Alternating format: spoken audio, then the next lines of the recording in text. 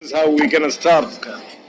First of all, I do apologize about my horrible English, but hopefully we can communicate. Oh yeah. To the in It's this really good, in this. Okay, this is a new interview format. This is interview format. So, okay, Mr. Nathan, for myself and the people who are gonna listen, can you introduce yourself? My name is Nathan Orchard. I'm a 10th Planet Black Belt under Eddie Bravo and a lifetime martial artist. Okay, so like in Kuwait, people don't know the difference between jiu-jitsu, like Brazilian jiu-jitsu and 10th Planet, and they just think it's just jiu-jitsu with no gi. Can you please? Actually, before that, like, can you tell us your journey in martial art, like, before you become in the 10th Planet? Sure. Well, I started wrestling in middle school when I was 12 years old, and I wrestled all through high school. But I had my first MMA fight when I was 16. So at that time, I had only wrestled for 4 years, but I thought I was a pretty tough guy. So I decided to, I was kind of always a crazy kid, to get into an MMA fight, and I went and got armbarred. Oh, okay. In 10 seconds left of the first round, and I thought that I could just wait it out. I was like, oh, he's just got me in a hold. Okay. And all of a sudden, pops my arm. And so then I realized, whoa, there's a really interesting and powerful martial art out there. What did he exactly do to me? Okay. And that's what opened my eyes to jiu-jitsu. So when I was 16 is when I kind of like really discovered jiu-jitsu for real. Okay. And then from that time, I didn't fight for 2 more years. I finished high school, but I got out of high school and had 20 more fights. And so I've had a full-on MMA career. Yeah, but this is a reverse story for people. Usually they do like jiu-jitsu or wrestling. They enter MMA gym, then fight. They're like from wrestling to MMA. How does this happen? Like from MMA, like wrestling kid, you just want to do. MMA. I didn't even know that jiu-jitsu was a thing, like a whole sport. I thought that jiu-jitsu, when I first learned it, meant guard. I thought the guard meant jiu-jitsu, and everything else was just kind of like fighting. I didn't know that half guard and passing the guard and sweeps, I didn't know that was all jiu-jitsu. Because when I got armbarred in that first fight that I was telling you about, he got me in an armbar from the guard. Oh, okay. And so I thought that was what jiu-jitsu was. But sorry for saying that, usually this kind of misunderstanding of jiu-jitsu happen to people, happen to the places where there's no jiu-jitsu gym. But in the U.S. you have Well, this was back in 2004. Oh, okay. So I think it was the first year of the Ultimate Fighter. Okay. And the first time I ever saw MMA was in '96. I think it was UFC 6. And but again, no, they weren't talking about jiu-jitsu. I mean, kind of the Gracies and stuff, but it wasn't so mainstream. Oh, okay. Yeah. And so even when I went into my first MMA fight in 2004 when I was 16, there was no MMA gyms, actually. There was no jiu-jitsu schools. Maybe there were MMA schools, but that's different than pure jiu-jitsu. Okay. So that's kind of how that happened.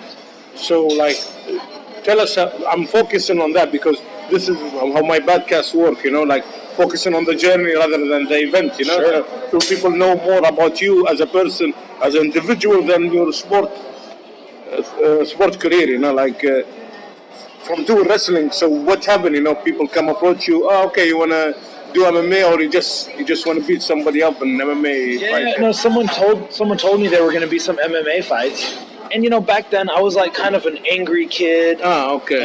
And I guess I just wanted to fight. I'm not really sure. I think I wanted to prove something to myself, and so I went and got into a fight and I lost, and so I just learned that there are levels of skill, and then I just became hungry for it, And then what happened is, after I had 21 MMA fights, yes, and I did really, really well most of the time, after that I didn't want to be a tough guy anymore. It took me being a tough guy to not want to be a tough guy. Oh, okay. So usually insecure and incapable people. They're the angry ones, but most of the time, not always, but most of the time, the more badass a person is, the more chill they are. Yeah, Most of the time. You don't need to prove it They don't need to anymore. prove anything anymore. But the thing I notice about you, like I've been doing research, you take combat very seriously. I saw a quote for you. I think I put it somewhere else that you treat like grappling match like a matter of death, and I do find the. I think you know the quote. I think what I said is the game of death. But let's focus on the word game. It's still a game. It's still, yeah, I do take it seriously, but it's a game of like a tap out represents, hey, I would have broken your arm and then I would have killed you in real combat. But it's still a game. But it is representative of something much more than just a game. But this is the drive for you to become so competitive. Like this is what drives you to be really competitive in jiu-jitsu. Like this mentality. I don't know what it is about me, but I'm pathologically aggressive. Like, I'm not there to win my points. I'm not there to take you down and hold you. I'm there, like, to fight and to fully express martial arts through my way. And my way is very to the point. Again, kind of like I was saying that jiu-jitsu, I used to think was guard. Yeah. I also thought that jiu-jitsu, the point of it was to get the kill as fast as you could. It is actually. Exactly. It is. Exactly. So not a lot of people know about that. But the jiu-jitsu, the unarmed style of Japanese people is like when they lose your sword, basically. That's right. In the battle, you just need to kill somebody and take his sword. That's right. But eventually, it did what they call it, diluted to a sport form. So you do have the correct mentality, basically. A lot of people focus on getting point and time killing, like what they call it, stalling, to win. Yeah, but this is wrong. Your mentality actually is right. So I just go for it. So after the MMA, what is the transaction to no gi and become a kick-ass gi guy? Yeah. Okay, so I was doing really well in my MMA career, and then I lost 3 kind of boring decisions to just better wrestlers. Oh, okay. And it really frustrated me, so I wanted to step away from MMA and get my jiu-jitsu so good that no MMA fighter could stop me. And then, all of a sudden, I forgot about MMA and I just got lost in my jiu-jitsu career, in my jiu-jitsu life. Because 26 fight? 21 fight is actually good, very solid record, Like you can, I think it's a ticket to compete in UFC or. Oh yeah, no, I mean, now I know where I'm at. I train with UFC fighters. I've trained UFC fighters. I've worked with some of the best in the world, and there's no doubt in my mind I could fight in the UFC. So why not? I just don't want to. I've taken a lot of damage in my life. I've had a lot of concussions, and that's terrifying. Because there was a time when I also played American football, so I had a lot of concussions there. And there was a time where I started losing my vocabulary and my memory because I had been hit in the head so many times. And so I was just like, okay, I just don't need this in my life. Yes. And I've done things that have actually helped me really recover from that quite a lot. So, I feel like I've made a really, really good recovery from all the brain trauma. Oh, okay. So basically, you choose your health over the glory, and I find jiu-jitsu slightly more beautiful. For trained eye only, you know what I'm saying? Yeah, it could be boring for an uneducated person, but to me, I just find it beautiful and very cerebral and very deep. And MMA is too. It really is, but it's just more brutal. And, more damage. Yeah, and I just like the cleanliness of jiu-jitsu. Oh, okay. So now the transition, hey, Stephen, why not, man? You can join, man. When you transform to no gi. So is it directly to Eddie Bravo or did you train? Okay, well here's the other part is, again, I thought jiu-jitsu meant guard. I had no idea when I wanted to do jiu-jitsu that the gi was part of it. Okay. Because look, I wrestled where you don't grab clothing. I did MMA where you don't grab clothing. I didn't know that culturally the gi was such an important part of jiu-jitsu. I had no idea. Actually, Brazilian made it so much important so they keep control, you know? Fair enough. Yeah, you know, because it's all about the money. If good American wrestler come and take over, you know, Right. they become poor again, you know? No disrespect for our friend in Brazil, you know, but this is the truth. Yeah. Like, gi can be so good way to control, but that doesn't mean a guy with a good athleticism gonna win, you know? Right. So, yeah, they just want to hold on to it so they will not lose control. You know, and it's tradition, and I understand that, you know. But so when I wanted to get ranked in jiu-jitsu, I literally Googled it. Oh, okay. I Googled how to get ranked in jiu-jitsu, and a thread popped up on the 10th Planet website. Oh, okay. And they had criteria back then of how to get it. Yeah. And so it was just honestly kind of by chance. And so I'm like, oh, cool, you know, I know who Eddie Bravo is because he used to do Eddie Bravo scoring in the UFC. Okay. I knew that he is the creator of Rubber Guard. Okay. And so I kind of knew about him, so I'm like, oh, cool, well, these guys seem cool, you know, they're a big group of chill dudes. I'll just try to join them. Dude, you know, like, Eddie Bravo is one of the most, like, confidential, I don't know how to say it, like, controversial Yes. personality, because when I started jiu-jitsu, people were like trying to shame him so much because they think his win over Holler was a fluke, you know? And people were trying like destroying his repetition, the system is bullshit, etc., etc. So like, for me, I like to research. So like I noticed too many people doing the system, the moves actually make sense. I say, come on, you know, there's nothing called chance, you know, like the setup was new, basically, you know? Yeah. And when he fought Holler again, I said, this destroy any doubt in my head. That's right. So like, yeah, his system actually very good, but like now, very, very well. yeah, like, but now, when John Darahan, I think, start creating the select system, now it's really, for me as like audience, it's really good to see this two competing thing, you know, two competing like system competing against each other, you know. Any thought about that? Like, especially Eddie Bravo system was like famous of leg lock, and this new people like creating new system. So what do you think about that? It's actually nothing new, no, but they're just Sure. That whole Danaher Death Squad versus 10th Planet thing is actually quite interesting. It is actually, and I've been deeply involved in that whole scenario, and I try to back out of it a little bit because I hate jiu-jitsu politics and things. But, you know, I will just say that competition is what makes anything get better. Yes. And so jiu-jitsu is growing because of this rivalry, and that's beautiful. It is actually, yeah. It's great, you know. And of course the Danaher guys, man, they're the best. You know, they really are. They win it all, and they really are incredible.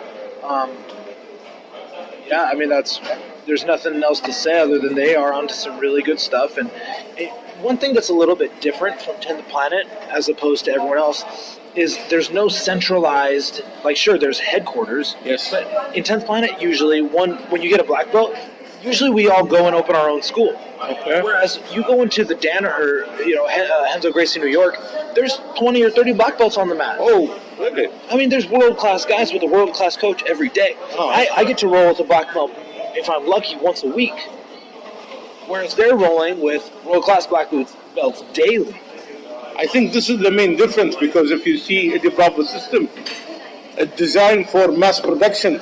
I give you the assembly line and you do it by yourself. Sure. John Donahan, I think, the Renzo Gracie one, it's more about craftsmanship, you know, like where he is on top of you, teaching you the small detail. Yes. I think this is the major difference between the both school, you know. Sure. Back to Eddie Bravo system. Yes. Like, you know, can you please explain it to people here in Kuwait? Because still they think it's only a system need flexibility with weird move, etc. So, like, can you speak about it and your experience as a jiu-jitsu guy? No, actually, your experience is because you all jiu-jitsu life. You done 10th Planet, right? No. Oh, No. okay. I mean, I had never even heard of 10th Planet. I had 21 MMA fights and didn't know that 10th Planet was a thing. Oh, okay. So I had my entire MMA career before I knew 10th Planet was a thing. So, I had 10 submissions in MMA with no 10th Planet. So no, I was a slightly more traditional. Look, but I'm not traditional at all. Look, basically everything I learned, I was basically self-taught. I would say 85% of my jiu-jitsu is self-taught. For real? 85%. Like, I've not had a coach. I was adopted into 10th Planet, but I've only trained with Eddie. I've probably trained with Eddie less than 50 times. oh, My real teacher was YouTube. My real teacher was my friends that I would just like have. They would let me try moves on them, and not even jiu-jitsu guys, So I got to brown belt without a coach, but I was winning brown belt Nash. I went undefeated as a brown belt, actually. Yeah, and so I had a very strange path. a very successful one, being an undefeated brown belt, man. That's no chance in it, No, yeah. I mean, I got disqualified one time as a brown belt, but that was ridiculous. But no, I never lost as a brown belt. But yeah, I think it's because for me, no one ever told me what to do or what not to do. So I got to just do what worked for me. And that's ultimately what martial arts should be about, finding your own truth. And so I was given the chance to find my own truth, and they didn't make me. No one molded me. But don't you think that's gonna cost more time, take more time? It could, but what's time only matters if you have some kind of end goal in mind. Okay. I don't have an end goal. I'm doing this because I love it. So time is not my enemy. Yeah, I know, but like the jiu-jitsu is very physically demanding, Sure. I know that for being like overweight and with very bad joint, I know time do matter, Sure. Like, imagine yourself having like an instructor or teacher like when you are 16 years old kid, Yeah. And with your like master in jiu-jitsu till a brown belt without no teacher, that means that you can understand very quickly. Imagine somebody who guided you, maybe you will have a different path, don't you think? Of course. I mean, I'm not saying that's the best way to go about it. That's just how it worked for me. I definitely don't think that it would work that way for everybody. Because if you notice too many people fighting YouTube teaching, For sure. Yeah, because too many white belts. But the difference is that I went out and tested it, for real. Oh, okay. And I would get rid of the things that didn't work. I would keep the things that worked, and I would let the evidence, show the truth. Try and error. Exactly. So, yeah, I mean, it's just how it's been for me, and I'm still doing that. You know what I mean? I'm still my own coach. I really still don't have a coach. I'm the top guy in my school. I hardly get to train with Eddie. I'm so busy doing everything else. I don't really have a coach even now. Oh, okay. So I'm like a very self-driven guy, but it's only because I love it. That's it. It's got nothing to do with like me trying to do all this crazy stuff. I just love jiu-jitsu. And look, man, I just learned from like Marcelo Garcia, okay? He said that he's not the best at jiu-jitsu because he's the best. He's the best at jiu-jitsu because he loves it the most. Okay. So this is the trick to any type of mastery. There is not a master of something on this earth that doesn't love what they've mastered. You see what I mean? Makes sense, actually. Makes a lot of sense. But like, to be honest, I don't follow out too much no-gi. But I think you just saw me even like seeing a game for you. I noticed your style is like, do you remember when the first time I met you, when you saw me my move, I tell you, I don't feel power. I feel like I've been washed away by waves, I cannot resist it, but you are going for something, You're fast, you go for the easiest path, and you take what kind of technique you want. And did you learn this from wrestling, or you just figure it out by? No, I definitely didn't learn it from wrestling, because wrestling is a very head-on-head grinding thing. I think I've learned it from a lot of ways, but ultimately it comes down to like water. Water takes the path of least resistance. Yes. It takes the easiest downhill slope. So that's what I'm feeling for when I do. I don't want to fight your resistance. I'm gonna find where you're not resisting, and I'm gonna go there. Yeah, because no disrespect, when I roll with other people, I can feel the grind, I can feel the power, I can. For you, I didn't feel anything, which is bloody weird, like especially when you go to this like the sneaky leg lock, it was like nothing and extremely pain, like when I say like fuck, he take the leg. It's funny because I've had a lot of people say the same thing to me. That sometimes they say they feel like they're grappling with a ghost. Yeah, actually, this is a perfect way to describe it. The only guy remind me that a guy who was very good with choking people. Yeah. I know I'm stronger than him. Yeah. But like when he grabbed the gi, I know I got choked. Yeah. I felt the same thing rolling with you. Like there is no power and then something explodes. Sure. From your experience, people who grind, like do wrestling style, like jiu-jitsu with wrestling, too much force against each other. Which is better? Is more better? There's no such thing. There's no such thing as better. There's no such thing as better. There's only different. And some people look at painting. Okay, look at Picasso, or look at Salvador Dali. Two completely different styles. One is not better than the other, but some people like Salvador Dali more than they like Picasso. Okay. It's only a matter of opinion. Some people find that old school grinding, powerful, slow pressure game more beautiful. Some people find my style beautiful, and they hate the other style. It's only a matter of opinion, but there is no superior martial art. There's only superior martial arts. But good and bad are two of the biggest distractions in this life. Yes, I totally agree on that. Us thinking, this is good and this is bad. It's like, well, actually, bad couldn't exist without good, and good couldn't exist without bad. So how are they separate? Yeah, actually. They create each other. Exactly. When something bad happens, it gives good people an opportunity to do something good. You know what I mean? And sometimes when good things happen, it can actually create bad things, Yeah. So, you can't really separate them. But like, if we narrow it down to the martial art, I done classic jiu-jitsu for 2.5 years, Then a blue belt come to my gym, like at the armbar, everybody, like the moment when I got an armbar, I remember it, I nearly cried for the all waste time I done doing bullshit, It's not about getting defeat, it's like I had waste time. Yeah, but you wouldn't have been ready to learn if you hadn't have started. So it wasn't a waste of time at all. Yeah, I know. But are you ready for that lesson? Imagine a guy doing like Kichikimbo or ninjutsu, and they teach him this self-defense move, with no resistance, no sparring, for 7 years or 8, 10 years, and he think he's a badass. Then he start fight with a guy like you on the street. You give him a single, you go and you choke him out and you go. Yeah. It is kind of waste of life, don't you think? Well, everyone hates being wrong. Yeah. Everyone hates being wrong.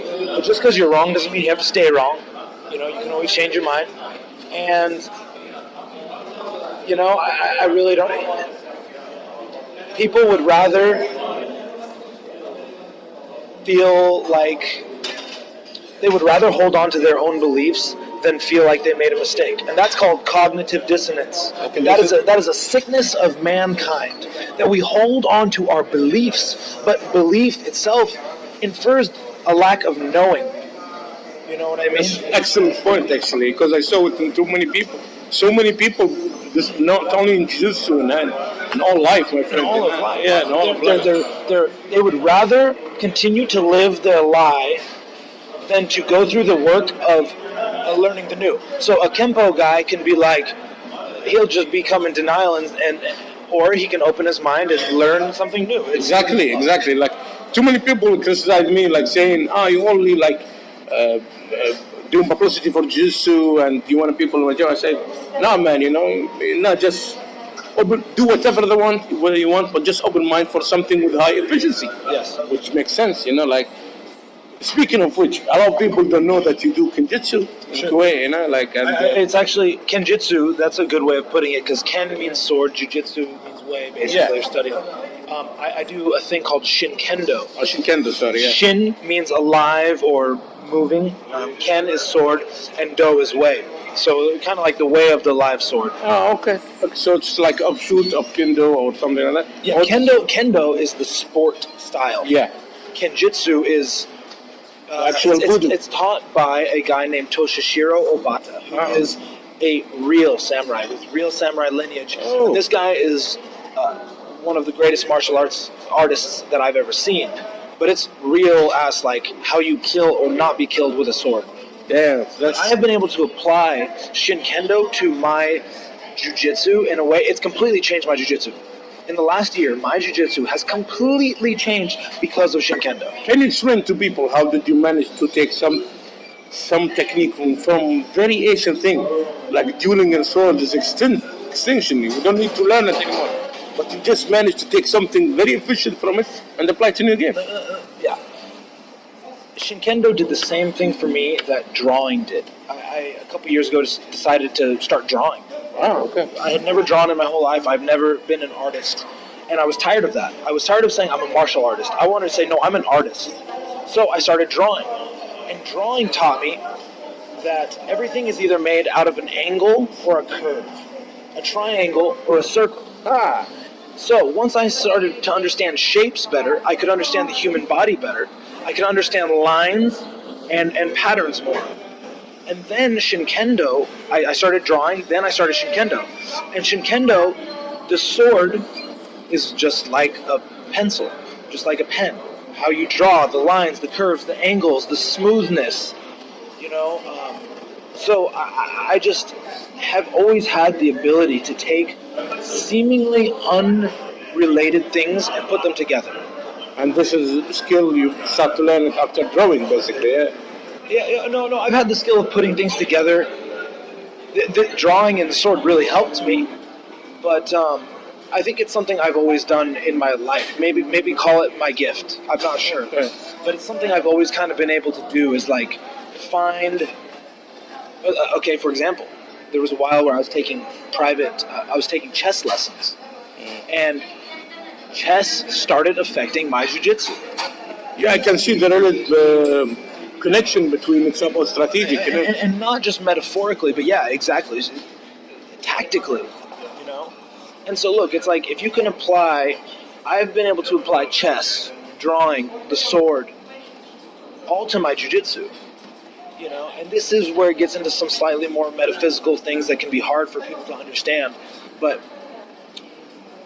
the illusion of separation, Okay, like the symbol of the yin yang, it looks like it's quite difficult to explain, but more like, let me put it like this: if you look at a spider web and you look at each individual strand, you see individual strands. But when you step back and look at the spider web, you see that it's just one thing. That's how every single thing in life is. Now, I learned this, I think, from reading about Miyamoto Musashi. Hey, did you read the Five Rings? Book of Five Rings? I've read the Book of Musashi. I've done a lot of studying on this. And Musashi said, once you see the way, you see it in all things. Yeah, actually, yeah. And so I wondered to myself, what is the way? What exactly is he talking about? Another way to say the way is the Tao. Yeah. And so, again, Musashi was not just a master swordsman. He was a master painter and poet and sculptor and artist, because he learned the way, the Tao, and he could apply it to everything. Because everything is the same. There's the illusion of separation, but it's all just one. It's all just one, just like the spider web. Okay. It's just our ego is the thing that makes us differentiate. Our ego, that thing that makes me think that I am different than you. Whereas we are having a shared experience, and there actually is no separation. In fact, if you were to look at us in a We are all one conscious, reflecting on each other. exactly, and if you were to look at us on an energetic level, you look at the molecules and the atoms that we're made of. All those atoms and molecules are just made of waves of energy. Yes. But we don't see the waves of energy. We see separateness. But if we were to put on some energy goggles, we would see that everything is made of the exact same thing. Every single. We are all basically atoms, you know. That's exactly right. If you analyze it much. So there is no separation. The separation is our ego. It's this little magic trick that the universe uses to give us a separate experience. My experience is different than yours. Nathan, this philosophical way of seeing things, you know, usually you don't find it in athlete. How did you develop an interest in this kind of way of thinking? I've been interested in this way of thinking my entire life. I grew up in a very strictly religious household, and so spirituality has been something that has always been very important to me, or interesting, fascinating to me. Is it necessary? No, it's not. I just enjoy it. It makes me feel good. I like it. I find it fascinating. And then it actually has made my life more enjoyable. If you look at my last 3 competitions, EBI 13, Combat Jiu-Jitsu Worlds, and I had a match against AJ Agazon. I just wasn't going to see it before I saw you, but I didn't manage to see it yet. Go watch Combat Jiu-Jitsu Worlds. That's pretty fun. It's on YouTube. It's easy to find. But, applying some of these ideas to my jiu-jitsu has actually allowed me to be more free on the mats and do better than I've ever done. Because I realize the falseness of it all, and just understand that it's not about winning or losing, it's about doing. So all of a sudden, I'm able to let go of my attachment to winning or losing and just experience. And that's the same with all of life. As soon as I let go of my attachments to having money or not having money, well, now it doesn't matter if I have money or don't have money. I just enjoy my life. Nobody will understand. Not all people. Not nobody. Not all people will understand losing attachment. But I was fortunate enough to read a little bit about Buddhism, and through suffering of Buddha, he learned that when you lose the attachment of everything, you actually will start understanding life much better. Now you're speaking my language. So when you reach the Zen moment, Zen moment, it did act not only in your jiu-jitsu and your whole life, right? Because of you're now driven by passion, not by materialistic. You not care if it's actually. You'd still think about it because you need it for life, for living. Of course, it's a survival mechanism. Yeah, exactly. But it's not your driving force. No. And it makes me think of a line from a poem that I have read. My granddad showed it to me when I was 12 years old. And one of the lines are to meet triumph and disaster and treat those two imposters the same. And that's what I'm saying is losing and winning, they are the distraction. Doing is the actual point. Because some people get hesitating from doing because of the fear of losing. Exactly. And fear comes from attachment. Wanting a certain outcome or not wanting another outcome. You are attached to something. As opposed to just saying, I'm just glad I get to have this experience, now I'm going to go do it. And all of a sudden you just do better, actually. Well, from your experience as a coach, in Kuwait we do something called the hard loving, if you see a guy who want to compete, we push him in very stressful way. Sure. Hey, you need to do it, go do it, don't be a wuss. Exactly. Yeah, excuse my... No, I've been through it all. Yeah, so what do you think? This kind of behavior, or you try to explain to the competitor that doesn't matter, you should need to do it. So, the benefit and the force of this. I get exactly what you're saying, and really what it comes down to for me is what I just don't like is seeing people not live up to their potential. And what I also don't like is when people... One of the things that really helped my life become a lot better was once I started being truly honest with myself and truly honest with the people around me. Okay? And so when you're doing something, I shouldn't have to push you to work hard. You should want to do that, and if you don't want to do it, then don't do it. Okay. I don't want to work with people who don't want to. It's not my job to motivate you. It's my job to make you do what you want to do. That's why I don't push my style on people. I'm not saying, hey, you have to do it this way. You have to do it my way. I want to just give you information and then let you find your way. And so I'm not going to say, oh, I'm not going to push you so hard that you're not having fun. Because again, we've already established that loving something is what makes you get good at it. And if you're not loving it, you'll not get good at it. So if you love getting smashed and yelled at, then that's cool. Hell yeah, do it, And if that's what you need, then I can do that. But most people don't really like that very much, and I actually find it puts unnecessary pressure. Again, I guess if I had to choose one way or the other, I would rather my person. I want to teach my people to make a choice and then love it.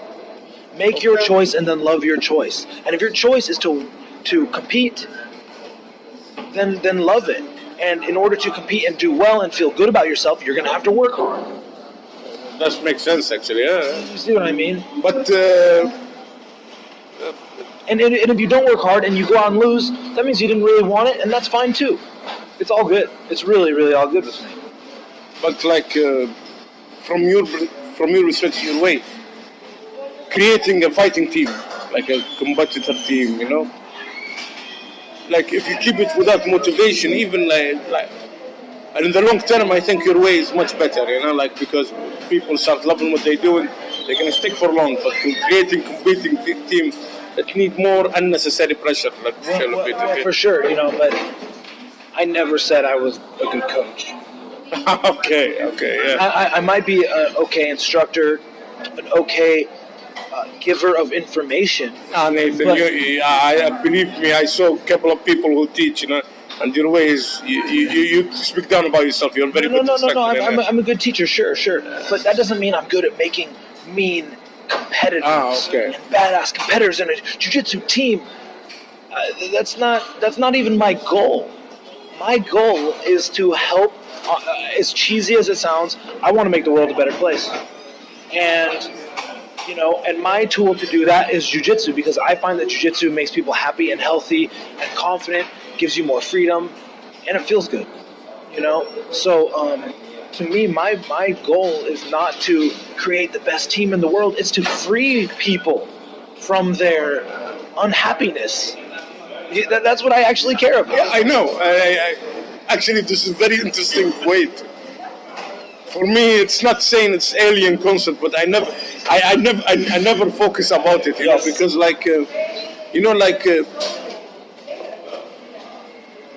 when you tap somebody, remember we discussed about this.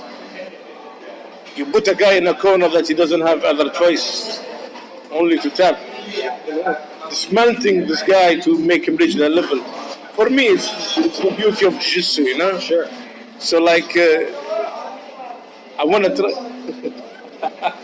I want to try to make people feel the same joy. Yeah. But your way and philosophical way is much better than mine. No, I wouldn't say that. There's no such thing as better. It's all a process. It is if you think about it like that. Yeah, but it is open my mind. If you put it is more gentle approach, I think. But it's effective. I see you rolling, man. And I've got some. Don't get me wrong. I've got some really, really good guys at home that I've taught, and that are really, really great competitors as well. But it's their choice. It's their choice to do that, and I can only help them with their choice.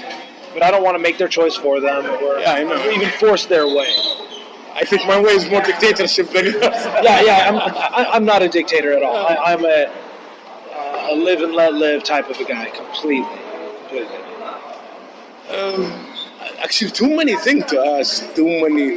But you're from the scene in the States, I have this question long time ago, but I didn't nobody know to ask. Why so many people hate AJ? I don't mean to hate, but No.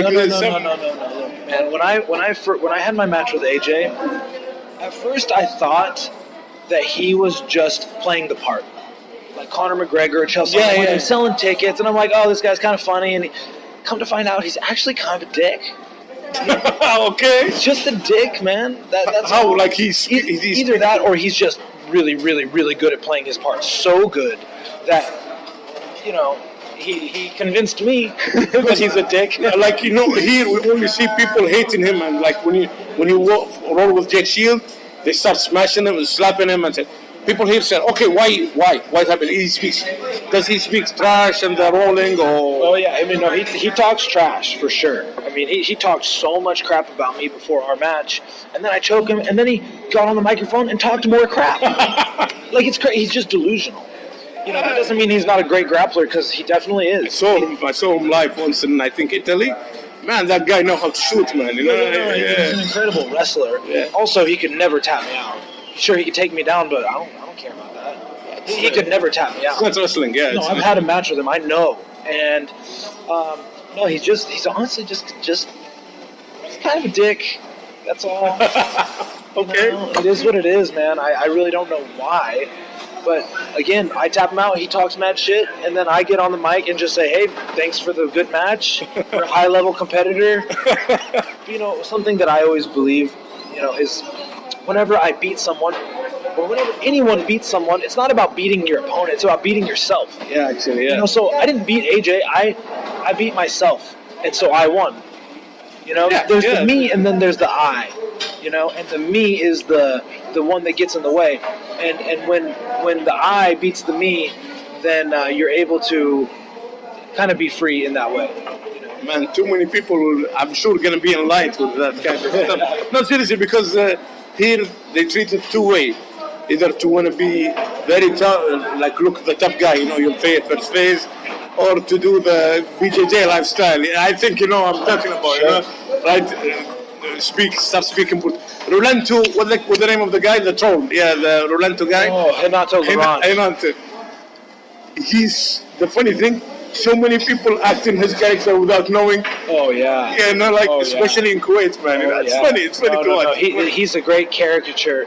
But it's not even a caricature. It's how they actually are. Yeah. The most realistic satire there is. It's the fucked up thing that people actually this without knowing, you know. Yeah. I saw a couple of guys, which actually they become so much Brazilian more than the Brazilian, yeah. Yeah. Which is bloody funny, you know. Yeah. They're not. Yeah, it's funny. It's good stuff. Man, like, do you know when you have so many questions that you're like distracted? You're distracted. What are you curious about? You curious about jiu-jitsu? You curious about philosophy? Actually, for me, it's more philosophy, but people here know about jiu-jitsu. So, like, what do you think? Come on, like, choose something that we need to talk about. This is like a podcast. It's not like about the interview. Man. Shoot, you know. Oh man, honestly, I don't even think like. I think less about jiu-jitsu now than I ever have. Now, but at the same time, I love jiu-jitsu more now than I ever have. You know? I think I know the reason, man, you know? Did you ever read for, like I know, the Socrates, the student, what's his name? Plato, yeah, you know? He have a famous book called The Republic, I think, you know?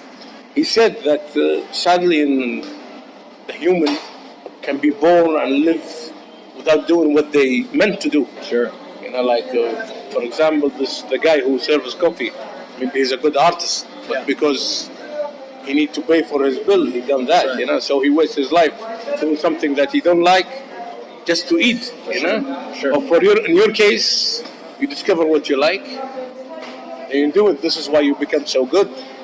So I think this is the reason why you are, okay, not thinking about jiu-jitsu, but this is why Nathan is born. This is what he should be doing. This is why you are good at it. I truly feel like, you know, one thing that I have recently started trying to do is we so often ask the universe for things. You could call the universe or God, or there's all kinds of words for it. But when we pray or when we meditate or whatever, we're asking, why can I want this? Can I have that? Blah, blah, blah, blah, blah. One thing I've tried to do recently is not say, can I have this, but what do you want from me? Instead of me asking, me listening and getting in the flow with what the universe wants. And it's a difficult thing to do, and it's a skill that takes a lot of practice, and I'm still practicing every single day. But one of the ways you can do it is by being honest with yourself. So I started being honest with myself. And I don't do things I don't want to do. I try to only do things I want to do. Now sometimes you have to, pay your dues, and and that's fine. And I did that too. I worked full time as a carpenter building houses during my entire MMA career. Sorry, entire what? My entire MMA career. Oh, okay. Yeah. So I paid my dues. I did all that stuff that I didn't want to do too. But when you are doing something that you don't want to do, the very moment you're done doing that, you need to sprint to the thing that you want to do. Instead of going home and sitting on the couch and doing nothing. And you know what? If you really, really want something, you will do it. And if you don't really want something, you won't do it. Yeah. So that's fine. That's fine too. Until you come to the point that you're like, okay, I'm done sitting on the couch. I want to go live my life now. And then you'll get there. Sadly, I saw so many people, they just want to sit on the couch, like they are put the possibility that you've been born and you live your life.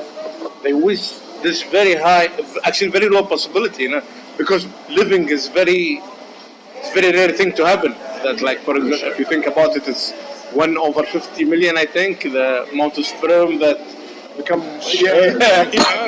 So you're wasting this possibility of just doing nothing. That's man, right. That's right. Bro, like before I leave you, I just need to know memorable match that you had. Like, if people want to now Google you after this. Sure. My match against Masakazu Imanari was... Damn, you roll with him, man. I had a match against Imanari in Polaris. And, Imanari was the guy who... I've been watching highlights on him for years. Like, I'd wake up in the morning and watch an Imanari highlight to get me pumped up for the day. And so one day I got the opportunity to have a match against him. And I got the match with 30 days notice. And I had to cut 26 pounds. So what is that? 10 kilos? 10 kilos. Something like that. And it was the hardest cut of my life to go against one of my heroes. And I went and I choked him out in like 4.5, 5 minutes. And that was, I overcame such a barrier that day of myself. I was able to break down some barriers in myself that had really, like, transformed me into the new me, kind of, I feel like. And, it has nothing to do with Imanari. It has to do with me. It's just that Imanari was an opponent that I respected so much that he pushed me to a whole new level. And you know what? I could have lost against Imanari, and I still would have had that change. So the win or the loss, I realized, had nothing to do with it. Actually, yeah, it makes sense. It makes sense. Like, But don't get me wrong, choking out one of my heroes, it was an incredibly surreal experience, and quite an honor.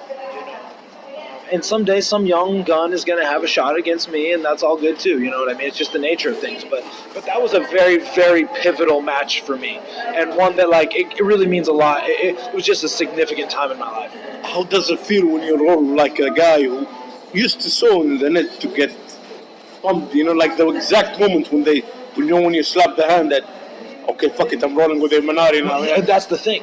Is if I would have thought during that match, I remember distinctly 5 times in the match thinking to myself, holy shit, you're rolling against Imanari right now. And then I'd say to myself, no, you're not. You're rolling against yourself right now. Okay. Imanari's not in front of you. You are in front of you. Get out of your own way. You know what I mean? I remember realizing that, and because I couldn't beat Imanari, but I could beat me. Oh, okay. And so by not giving that to him, I was able to win. That made me remember the Sakuraba Shinya Aoki match. Because Shinya Aoki was idolizing Sakuraba in the beginning, right? Then he armbar, which is like, as you said, it's all about passing the torch, Yeah. Someday a young guy will come challenge you who's seen, who I inspired to start. Yeah, Yeah. And that's fucking awesome. It is. It Like, is. that's beautiful, and that pumps me up. You know what I mean? That I could be a part of someone else's journey like that. And again, that just kind of is another more evidence of the oneness of things. My journey is no different than someone else's journey. In fact, my journey creates their journey, and then their journey creates someone else's journey. It's just one big old journey of consciousness. Man, actually, people who not see me, I have a very big, full smile on my face. It's not because, I'm speaking of one superstar of jiu-jitsu. It's just like we have this deep conversation. Because a lot of people have this idea about my account and podcast. It's all about building up fighter and just making fun of other people. But because to be honest, nobody have this philosophical way of seeing. It's not about we doing a martial arts, more about experience and knowing ourselves. That's right. Knowing ourselves. Knowing ourselves. Yeah. This is actually the. When Bruce Lee talked about self-expression more than he did technique. Yeah, exactly. And he said how difficult it is to express yourself, and knowing yourself and expressing yourself, they go hand in hand, man. It's not about knowing self, knowing people. Because if you notice, especially in Kuwait, there's too many fake people. The people who put in mask. I'm a tough guy, I'm a rich guy, I'm a popular guy, but all this get destroyed when you roll with somebody, man. Yeah, you know what's so interesting? You say wearing a mask. In English, the word, a person, personality. Yeah. It's a Latin word coming from persona, which meant an actor in a play. Oh, okay. And in the play, they would wear a mask. And so that's the question. Who are you when you're not wearing a mask? Are you wearing the brother, the mask, the father, the son, the teacher, the student? We're always wearing these different masks, playing these different parts. So who are we when we're not wearing the mask? And this is the most awesome thing about jiu-jitsu, when the pressure of getting nearly choked out or getting your arm dislocated, you will know true about yourself. Are you a coward? Are you really gonna do anything? Are you? Just so many things, man.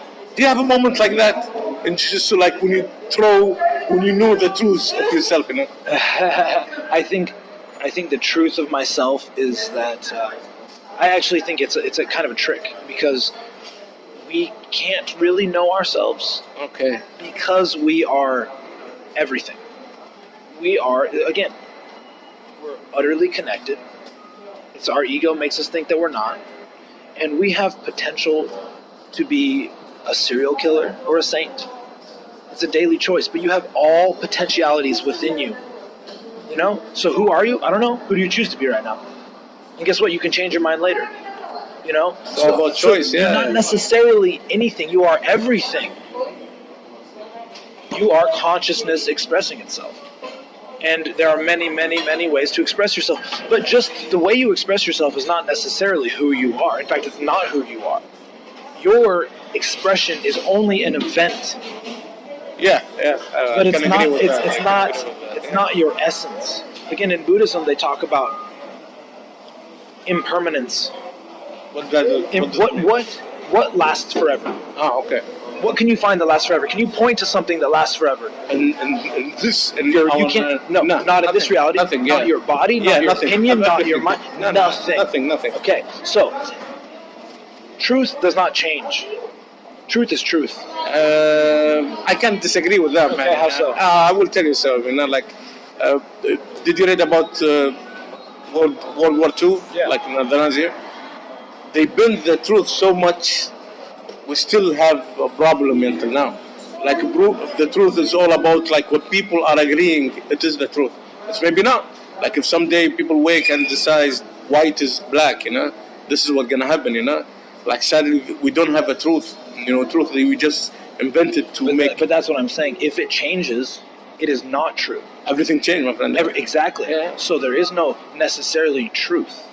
Truth doesn't really exist. Yeah, we did make up this it's an opinion. Everything is essentially an opinion or a belief. But what I'm saying is, if it changes, it is not the truth. Oh, okay. Yeah, this is a good way. Truth does not change. But what can you show me that doesn't change? Basically, we don't have any truth. Yeah. The truth, again, is truth infers untruth, and that's duality. Yeah. Same as winning and losing, and that's the distraction. Truth to me is just experience and expression. That is the only thing that is our actual purpose, and and again, we were talking about who are you, knowing ourselves, and so if you identify with your body as your body changes. That's not what you are. Mm-hmm. The thing in you that will never change is not even your opinion, your belief, but your pure consciousness. Consciousness doesn't change. You know what I mean? Yeah. But it's also something that you can't name. You can't perceive I cannot tell you what you are. I can only tell you what you are not. You're not your body. You're not your opinion. You're not your status. You're not your this. You're not your that. Because all those things are impermanent. Okay. I can understand you now. Yeah. Right? And so when we identify what is permanent, which cannot be conceived by the human mind, I know we're getting really crazy. Yeah, it is kind of. It's difficult to understand. I know, and I've spent many hours thinking about this. But that nameless thing, because again, if you can name it, it changes. Nothing that can be named is unchanging. Everything that is possible to be perceived can change. If you take the unnamed thing that you're talking about and you characterize it as your essence, like, the thing is, like, under pressure, I see people they cannot hide it, which I think maybe the vocabulary changed. This is why I call it the true self.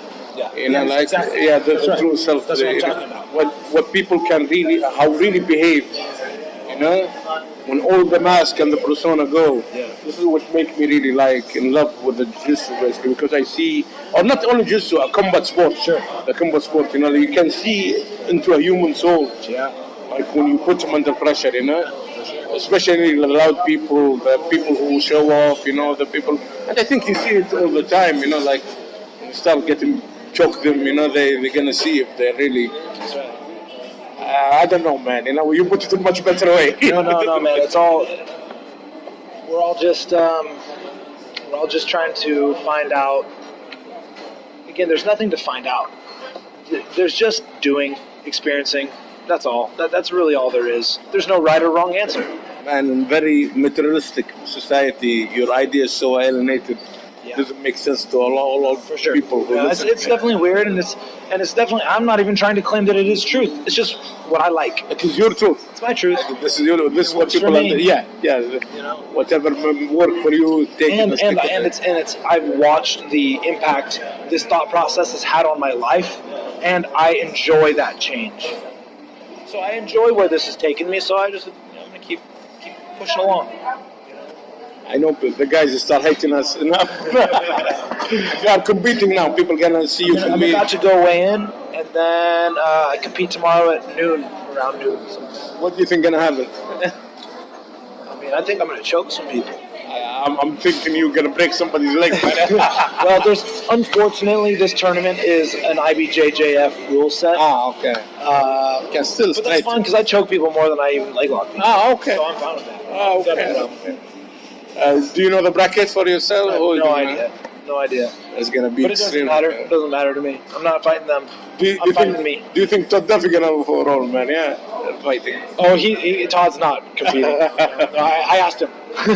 Do you know I did roll with the big guy, man, like he's huge. Like white bear, like polar bear. Yeah. Like exactly. polar bear. It's true. It's really true. How do you want to end it, man? Yeah.